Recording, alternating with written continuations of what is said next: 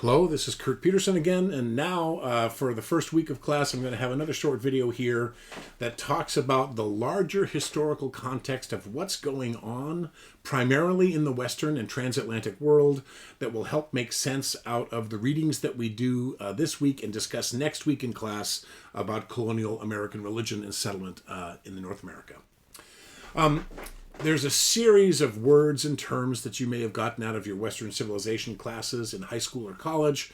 I'm going to go on a little bit of a whirlwind here to help contextualize the mindset of the people who came to the Americas. And hopefully for some of you, it will trigger some memories of some other history learning that you've done. Certainly if you've had the first couple of courses in church history, this will be much about the Renaissance, Reformation, and early modern period in the church. Some big ideas that we can remember together. And then in addition to that, those of you for whom this might be new, happy to help you find some resources to catch up. In addition to that, this will also animate your reading over the course of the next couple weeks. The first thing to remember is that this happened after or on the heels of the Renaissance, which was part of what historians and scholars call a challenge to authority. Basically, all the old assumptions of what it meant to be a person, to be a Christian, to have authority, to exist in a community, all of those old assumptions got torn asunder over the course of a few centuries. And the Renaissance, we tend to remember through painters like Michelangelo and others, really was the beginning of that challenge to traditional political and economic authority in Europe. We tend to associate ideas like humanism and logic and reason and the birth of the liberal arts. Of course, that was ancient Greece too, but that's another story. The importance of science and scientific method and argument as opposed to receiving things from a traditional authority. And then finally, coming out of the late Renaissance into the Reformation period of printing and the sharing of the printed word and the increase in literacy. There is no more dangerous thing for anyone to do than to learn how to read, because all of a sudden, all the old assumptions that you may have thought can be challenged by opening yourself up to new ideas. The second, of course, to remind you of your second course in the church history string, is the Reformation, a challenge to traditional religious authority. Never forget how significant it was that somebody like Martin Luther, when essentially at the Diet of Worms was told that he was being cast out of the church, which meant being cast out of heaven into hell for eternity, he simply said, "Here I stand, I can do no other." Another way of thinking about that is that what he did was this, right? You threw me out of the church, I'll just start my own. Imagine that. Challenge to authority. Third is the rise of early nationalism. We go from medieval kingdoms to nations with borders, armies, and a desire to grow and to colonize.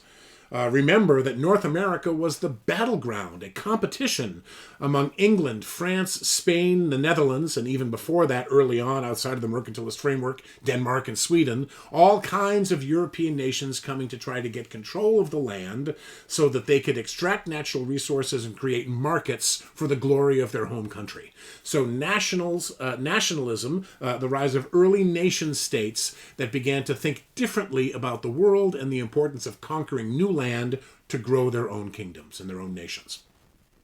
One way of thinking about that too is remember is that the economic concept there is mercantilism. Wealth is determined not by cash, by money, or by investments or by a stock market, didn't exist, but instead by land. The way that you got wealth was to get more land, and from that land you could extract resources and also have people that would buy your stuff, increasing markets. And so as a result of that, that early nationalism combined with these other historical developments to open up the new world for settlement from Europe and other places around the world. Fourth is the importance of the scientific revolution. We talked a little bit about science already, but talk about a challenge to traditional authority, right? When someone says, yes, the church has said for centuries that the earth is the center of the universe, but it's not. It's the sun, right? And as a result of that, there's a whole series of challenge to received orthodoxy by relying upon scientific method and the scientific revolution. We also have the rise of capitalism. Medieval economic structures have no room for the merchant class. but in certain Italian city-states and in places in other parts of Europe, you begin to have those who are trading on an increasingly open market.